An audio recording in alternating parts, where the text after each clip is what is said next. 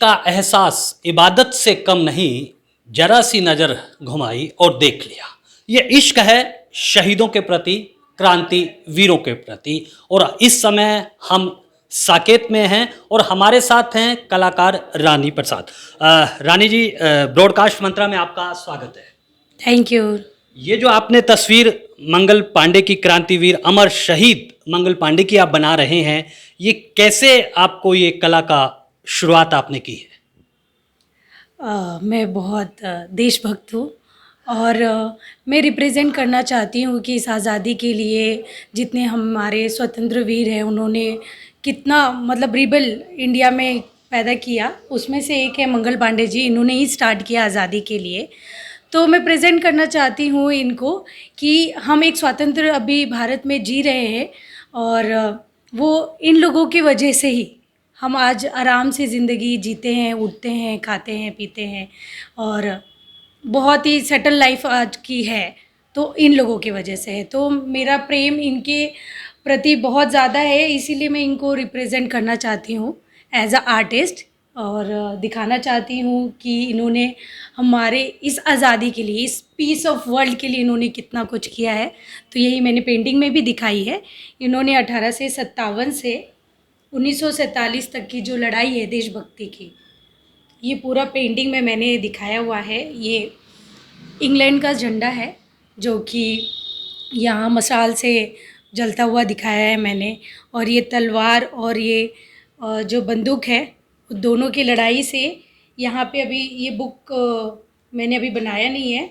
इस पे मैं भारतीय संविधान बनाऊंगी जो कि यहाँ से लड़ते 1857 से चालू होके 1947 में हमारा जो भारतीय संविधान बना है वो मैं पूरा इस पेंटिंग में दिखाना चाहती हूँ। अमर शहीद मंगल पांडे पहले क्रांतिवीर थे जिन्होंने चिंगारी जलाई थी और माना यह जाता है कि वो पहले ऐसे क्रांतिवीर थे जिन्होंने 1857 में पहली चिंगारी जलाई और उसके बाद पूरे देश भर में आंदोलन हुआ। और एक सवाल हम ये भी कहते हैं कि जो इतिहास है उसको गलत तरीके से बताया गया, क्योंकि अहिंसा के रास्ते पर आज़ादी मिली ये तो बताया गया, लेकिन अनगिनत असंख्य लाखों क्रांतिवीर जिन्होंने इस देश की आज़ादी में अपनी जान की बाजी लगा दी, उनको नहीं दिया है, उनको महत्व नहीं मिला है। वही महत्व को दिखाने के लिए मैं अपनी पेंटिंग से वो चीज़ें याद दिलाना चाहती हूँ लोगों को कि बहुत लोगों को पता ही नहीं है कि मंगल पांडे जी है कौन। मैं ये पेंटिंग जितने लोगों ने देखी है यहाँ पे वो सब पूछते हैं कि कौन है ये। तो ये पेंटिंग के माध्यम से ही मैं बताना चाहती हूँ कि हमारी जो आज़ादी मिली है इसके पीछे बहुत सारे लोगों का हाथ रहा है और वो छुपे हैं कहीं ना कहीं। इतिहास में उनका उतना नाम नहीं रहा है या हमारे हिस्ट्री में उतना पढ़ाया भी नहीं गया है उस बारे में।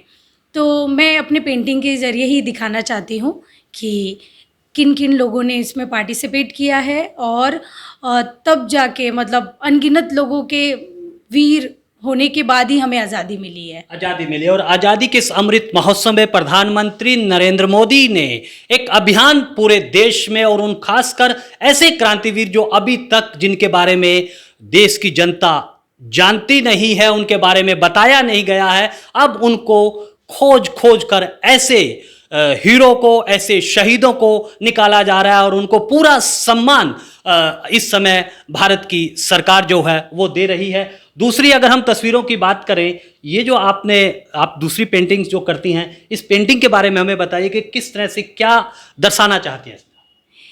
ये पेंटिंग सेल्फ लव के बारे में है। जैसे कोई भी इंसान अगर खुद से प्यार करता है तो ही वो दूसरों से भी प्यार कर पाता है। तो खुद से प्यार करना बहुत ज़रूरी है, सेल्फ लव करना बहुत ज़रूरी है, खुद को इम्पोर्टेंस देना बहुत ज़रूरी है। जब तक आप खुद पे बिलीव नहीं करेंगे कि आप क्या हैं, कितने इम्पोर्टेंट हैं, तब तक आपके आसपास के लोग, समाज, दुनिया आप पे बिलीव नहीं करेगी।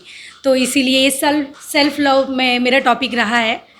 इसके अलावा मैं इस पे भी काम करती हूँ और इस तरीके की पेंटिंग बनाती हूँ। पहले अपनी जय बोल और फिर दूसरों की जय बोल। और किसी ने कहा भी है कि जमाने में उसने बड़ी बात कर ली जिसने खुद से मुलाकात कर ली। चलिए आगे आप अपनी पेंटिंग के बारे में आप अगर हमें आपको और एक पेंटिंग दिखाना चाहती हूँ। इसके पीछे है, इस साइड से आपको ये देखिए, ये भी सेल्फ लव का एक पार्ट है। इसमें मतलब नेचर से मुझे भी बहुत प्यार रहा है हमेशा। तो ये आप खुद को नेचर के साथ कैसे देखते हो? हम नेचर के साथ पले बड़े हैं, सुख और शांति वहीं मिलती है, फूलों के साथ, पत्तों के साथ और एक खुले आसमान में। तो ये मैंने ये पेंटिंग में दिखाया है।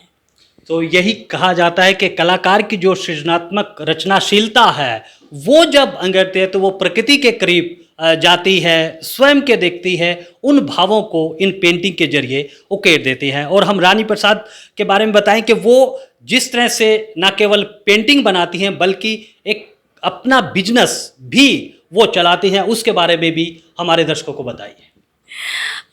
मेरा जो बिज़नेस है वो DQD स्टूडियो के नाम से है, डेली क्वीन डांस स्टूडियो।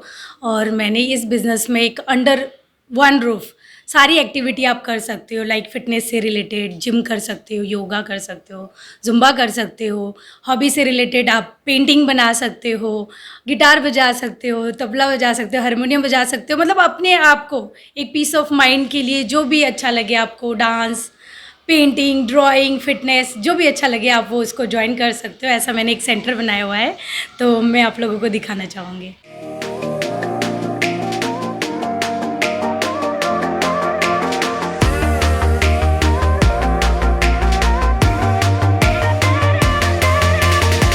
मेरा ये मानना है कि आप शरीर से जब तक फिट नहीं है तो मन से भी फिट नहीं रह सकते।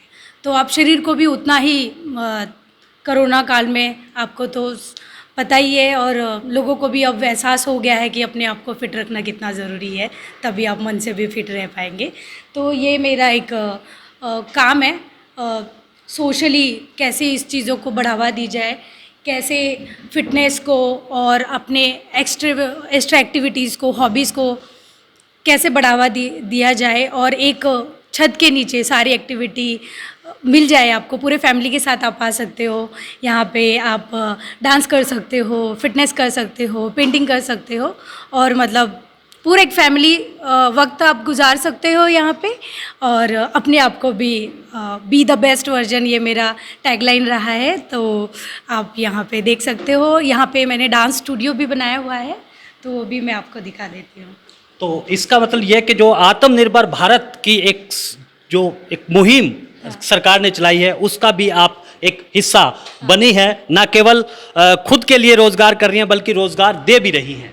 जी, रोज़गार वैसे तो काम बहुत होता है करने के लिए, बहुत ज़्यादा काम होता है, पर वही है कि बहुत लोगों को पता भी नहीं होता है कि कैसे करें अपनी चीज़ों को, हॉबी को स्टार्ट कैसे करें, वो हॉबी से आप कैसे पैसे कमा सकते हैं, कैसे आप उस फील्ड में आगे जा सकते हैं। तो वो भी हम नॉलेज देते हैं, सिखाते हैं, और किसी में थोड़ी सी भी कला हो, उसको आगे बढ़ाने का मन हो, तो उस स्टेज तक, लेवल तक ले जाने के लिए हम लोगों की मदद करते हैं।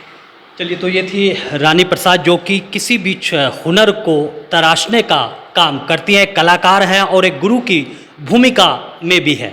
और हम भी अपने दर्शकों से अनुरोध करेंगे कि ब्रॉडकास्ट मंत्रा उन क्रांतिवीरों को नमन करता है और हम उन क्रांति से जुड़ी हुई कहानियों को आपके सामने लेकर आएं। अगर कोई ऐसे क्रांतिवीर के बारे में आप जान सकते हैं तो हमें संपर्क करें। और मुझे दीजिए अनुमति, और आप बने रहें ब्रॉडकास्ट मंत्रा के साथ।